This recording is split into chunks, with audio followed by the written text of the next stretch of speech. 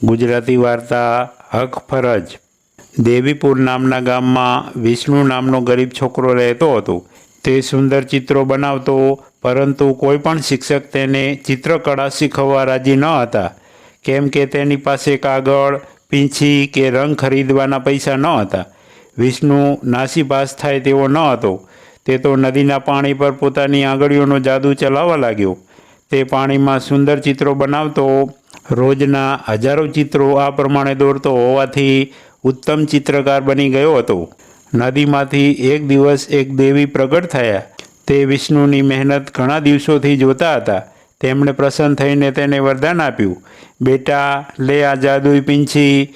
તું જે પણ ચિત્ર આ પીંછીથી બનાવીશ તે ચિત્ર જીવતું થઈ જશે। શરત એક જ છે, ચિત્ર સંપૂર્ણ હોવું જોઈએ। જો તેમાં ક્યાંય પણ નાનકડી ભૂલ હશે તો તે જીવતું નહીં થાય। બેટા, તું ખૂબ ડાયો અને સંસ્કારી છોકરો છે। તારી કળા અને મારા વરદાનનો ઉપયોગ લોકોના ભલા માટે કરજે। વિષ્ણુ તો દેવીની વાણી સાંભળીને ખુશ થઈ ગયો। અરે વાહ! તેણે એક ગુલાબનું ફૂલ દોર્યું। તરત જ એ ચિત્રનું સાચા ગુલાબમાં પરિવર્તન થયું। તેમાંથી સુગંધ આવવા લાગી અને ગુલાબની આસપાસ મધમાખીઓ બણબણવા લાગી। પછી તેણે એક થાળીમાં લાડવો પડ્યો હોય તેવું ચિત્ર દોર્યું। જોત જોતામાં સાચુકલી થાળી અને લાડવો હાજર થયા। વિષ્ણુએ ધરાઈને ગાધું। વિષ્ણુએ ઘેટા, ઘોડા અને ગરીબો માટે સુંદર ઘરના ચિત્રો કર્યા। બધા ચિત્રો જીવતા થઈ ગયા। ગરીબો વિષ્ણુનો આભાર માનવા તથા તેને ખૂબ માન આપવા લાગ્યા। વિષ્ણુને ગરીબોના બેલીનું ઉપનામ મળ્યું। વિષ્ણુની જાદુઈ પીંછી અને વરદાનની વાત ધીમે ધીમે રાજાના કાને પહોંચી। રાજા વાજાને વાંદરા। રાજાએ તો વિષ્ણુને મહેલમાં હાજર થવા ફરમાન કર્યું। રાજા ખૂબ જ ઘમંડી અને સ્વાર્થી હતો।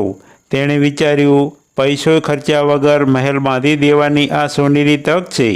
વિષ્ણુ પાસે મહેલનું ચિત્ર દોરાવીશ। રાજાના વારંવાર કહેણ છતાંય વિષ્ણુ હાજર ન થયો।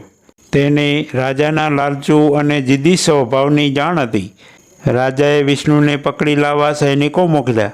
વિષ્ણુ હાજર થયો કે તરત જ રાજાએ તેના મહેલનું ચિત્ર દોરવાનું કહ્યું। વિષ્ણુએ નમ્રતાથી જવાબ આપ્યો, મહારાજ, મેં દેવીને વચન આપ્યું છે કે હું મારું વરદાન સારા કામ માટે જ વાપરીશ। મારાથી વચનનો ભંગ ન કરાય। હું આડાઅવળા કામ કરવા માગતો નથી। રાજા તો ખૂબ ગુસ્સે થઈ ગયા। તેમણે વિષ્ણુને જેલમાં પૂરવાનો હુકમ કર્યો। વિષ્ણુને પાણી કે ખોરાક આપવાની મનાઈ કરી, પરંતુ વિષ્ણુએ પાણી, ખાવાનું, બધી જ જાતના ચિત્રો બનાવી દીધા। રાજાના હુકમની તેની પર કોઈ અસર ન થઈ। રાજાએ આખી જેલ બાળવાનો હુકમ કર્યો। વિષ્ણુએ ચિત્રથી વરસાદ પાડી દીધો। આગ બુઝાઈ ગઈ। રાજાએ વિષ્ણુ પર ઠંડુ પાણી રેડવાનો હુકમ કર્યો। વિષ્ણુએ છત્રીનું ચિત્ર દોર્યું। છેવટે રાજા એવા ગુસ્સે ભરાયા કે તેમણે વિષ્ણુને જાનથી મારી નાખવાનો હુકમ કર્યો। વિષ્ણુને મારવા માટે સૈનિકો જેવા જેલમાં પહોંચ્યા કે તરત જ વિષ્ણુએ સીડીનું ચિત્ર દોર્યું। તે સીડી પર ચડીને જેલમાંથી ભાગી છૂટ્યો। જેલની બહાર નીકળીને તેણે એક હષ્ટપુષ્ટ સફેદ ઘોડાનું ચિત્ર દોર્યું। ઘોડો સજીવન થયો કે તરત જ વિષ્ણુ તેના પર સવાર થઈને ભાગી છૂટ્યો। રાજાના સૈનિકો તલવારો લઈને તેની પાછળ પડ્યા। વિષ્ણુએ તીરખામઠા દોર્યા અને તેનાથી સૈનિકોને માર્યા। ભાગીને તે પડોશી દેશમાં ગયો। ત્યાં તે પાટનગરમાં જ રહેતો હતો, પરંતુ તેણે નક્કી કર્યું હતું કે દરેક ચિત્રમાં નાનકડી ભૂલ રાખવી। જો કોઈ ઉણપ હોય તો ચિત્ર જીવતું થતું ન હતું। એ પ્રમાણે તેણે ઘણા ચિત્રો દોર્યા અને વેચ્યા। તે કોઈને જણાવવા માગતો ન હતો કે તેની પાસે જાદુઈ પીંછી અને દેવીનું વરદાન છે। એક વખત તે એક સુંદર સારસ બેલડીનું ચિત્ર દોર્યું, પરંતુ સમજી વિચારીને એક સારસની આંખમાં રંગ ન પૂર્યા।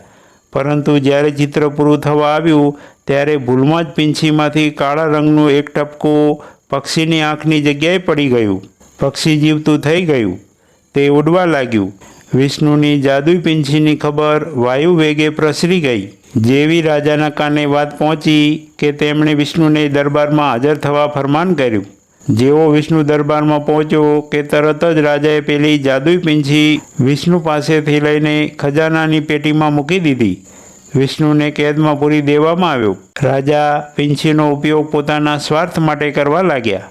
પોતાના લોભી સ્વભાવને વશ થઈને સૌથી પહેલાં તેમણે સોનાની પાટનું ચિત્ર દોર્યું। એક સોનાની પાટથી તેને સંતોષ ન થયો, તેથી તેણે એક મોટો કાગળ મંગાવીને હજારો સોનાની પાટનું મોટું ચિત્ર બનાવ્યું. જેવું ચિત્ર પડ્યું કે તરત જ રાજાના માથા પર સોનાની પાટો પડવા લાગી અને તે તેની નીચે દબાઈ ગયો. માંડ માંડ તેના સૈનિકોએ તેને પાટ નીચેથી બહાર કાઢ્યો. રાજાનો લોભ વધતો જ ગયો. બીજું ચિત્ર તેણે મોટા મોટા હીરાનું દોર્યું. જેવું ચિત્ર પત્યું કે હીરા સાચા થઈ ગયા. આટલા બધા સાચા હીરા પર સૂર્યનો પ્રકાશ પડવાથી રાજાની આંખો અંજાઈ ગઈ. રાજા આંધળો થતાં થતાં બચી ગયો. તેને આંખે દેખાવાનું ઓછું થઈ ગયું. તેથી તેણે વિષ્ણુને જેલમાંથી બહાર કાઢીને કહ્યું, તું એક મોટા સોનાનું ઝાડનું ચિત્ર બનાવી દે, એટલે કાયમની નિરાશ થઈ જાય, પછી બીજા ચિત્રો બનાવવા જ ન પડે. વિષ્ણુએ ચિત્ર દોરવાનું શરૂ કર્યું. તેણે પહેલાં વિશાળ સમુદ્રનું ચિત્ર દોર્યું. તેમાં ઉછળતા મોજા બનાવ્યા. રાજાને નવાઈ લાગી. તું સમુદ્ર કેમ ચિત્રે છે? વિષ્ણુએ કહ્યું, સમુદ્રની વચ્ચોવચ્ચ એક ટાપુ પર હું સોનાનું ઝાડ બનાવવાનો છું, જેથી આપનું સોનું કોઈ જોઈ ન જાય, ફક્ત આપની જ પાસે રહે. તેણે સમુદ્રની વચ્ચોવચ્ચ ટાપુ અને તેના પર હજારો સોના મોર લટકતી હોય તેવું ઘટાદાર વૃક્ષ દોર્યું. રાજા તો ખુશ થઈ ગયો. વિષ્ણુએ એક સુંદર હોડીનું ચિત્ર દોર્યું. હોડી સમુદ્રમાં તરવા લાગી. રાજા તો તરત જ ઊભા થઈને એ હોડીમાં બેસી ગયા.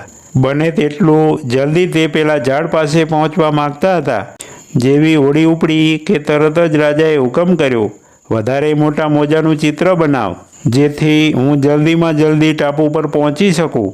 વિષ્ણુ પર્વત જેવડા મોટા મોજાના ચિત્રો દોરવા લાગ્યો.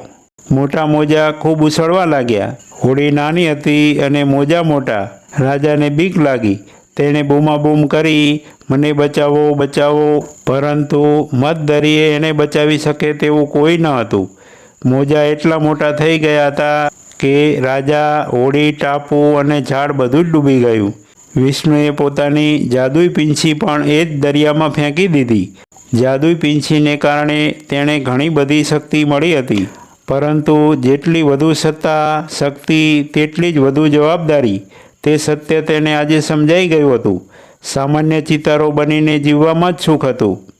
મિત્રો, આવી દરરોજ નવી વાર્તા સાંભળવા માટે સબસ્ક્રાઈબ કરો મારી ચેનલને. ધન્યવાદ. જય હિન્દ.